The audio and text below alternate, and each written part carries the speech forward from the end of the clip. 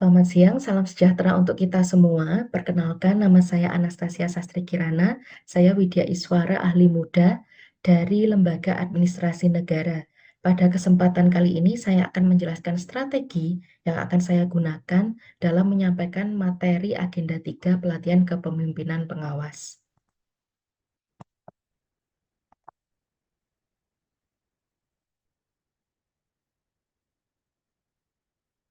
Di awal pembelajaran, saya akan menjelaskan sekilas tentang kebijakan, kemudian kompetensi yang akan dibangun, dan alur pembelajarannya, karena peserta akan melalui beberapa tahap, dimulai dari pembelajaran mandiri, e-learning, pembangunan komitmen bersama, pembelajaran klasikal tahap 1, sebelum akhirnya masuk ke aktualisasi kepemimpinan pelayanan dan pembelajaran klasikal tahap 2.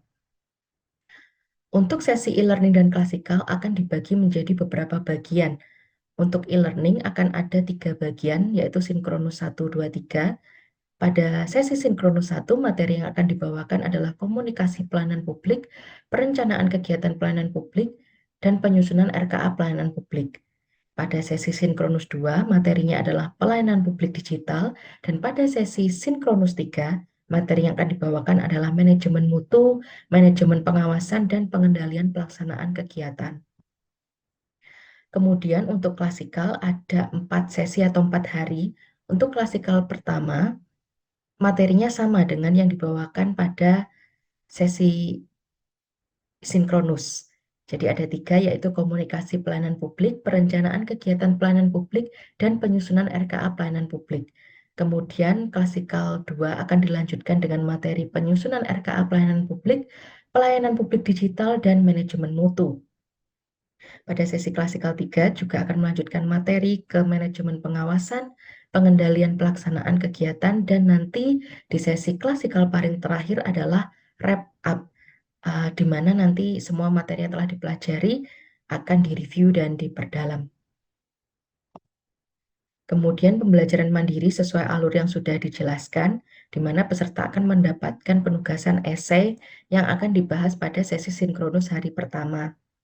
Untuk sesi sinkronus dan klasikal ada pola-pola yang bisa terlihat di sini dalam penyampaiannya.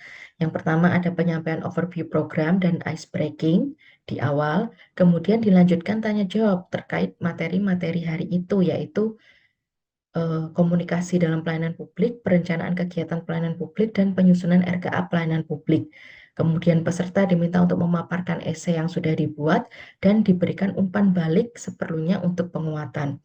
Kemudian masuk ke penjelasan tugas sesi asinkronus berikutnya sampai nanti ke rangkuman pembelajaran.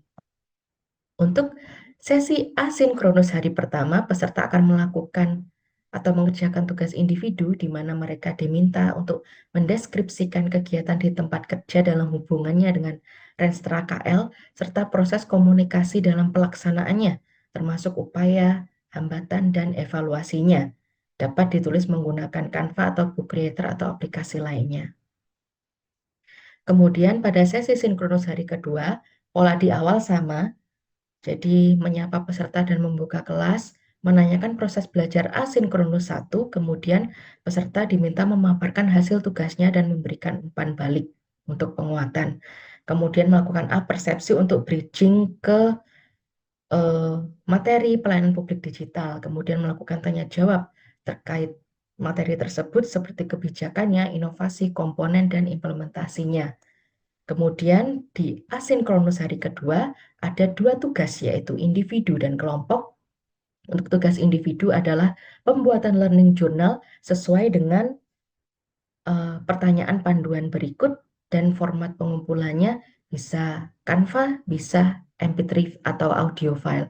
Kemudian untuk tugas kelompok, peserta diminta membuat sebuah analisis terkait contoh implementasi pelayanan publik digital yang dapat diambil dari berbagai platform website, termasuk juga YouTube, dikaitkan dengan faktor-faktor pendorong, tantangan untuk mewujudkan pelayanan publik digital tersebut.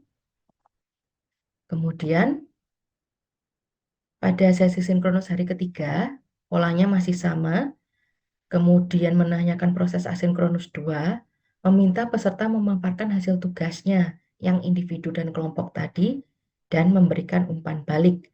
Kemudian setelah itu masuk ke materi berikutnya, yaitu pendalaman materi terkait manajemen mutu, manajemen pengawasan, dan pengendalian pelaksanaan kegiatan.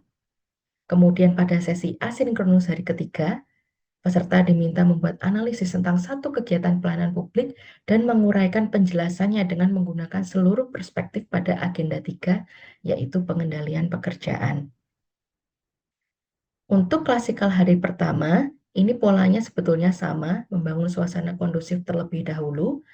Hanya karena ini klasikal dimungkinkan juga untuk melakukan permainan yang sifatnya non-digital seperti permainan paper chain, kemudian memperdalam materi komunikasi dalam pelayanan publik serta perencanaan kegiatan pelayanan publik.